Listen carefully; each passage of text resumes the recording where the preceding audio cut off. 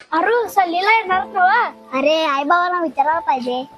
अरे जाऊया की आपण, लय मजा येत्या. वय आई बाबांकडनं पैसे घे, जाऊया आपण सल्लीला. वय आई बाबाकडून पैसे घेतो, जाऊया आपण सैलीला.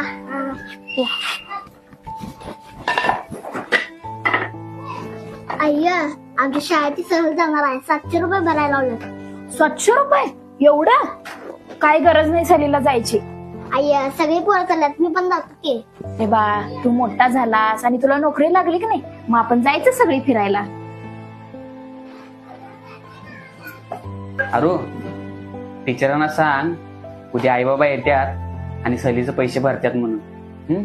आम्ही उद्या दुपारी येतो आणि तुझे पैसे भरतो. बाबा श्लोक दादा विराजाला सांगून येतो मी. सांगून येत जा. अहो, कशाला उगाच 700 रुपये भरायला पाहिजे? वायफळ खर्चा नाही तो. तुमचा 2 दिवसाचा पगार आहे तो.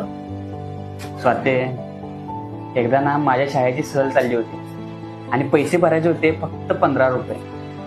आणि ते 15 रुपये सुद्धा माझ्या आईकडे नव्हते.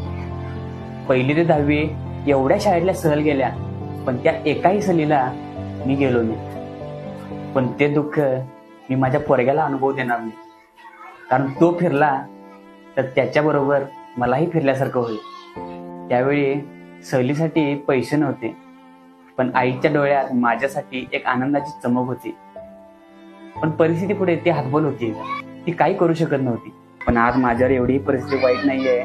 थोडं सेव्हिंग कमी होईल, आपलं होऊ दे.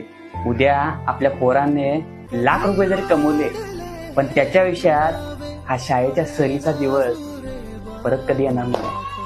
सुनी सुनी सारी काकड़े राशि हर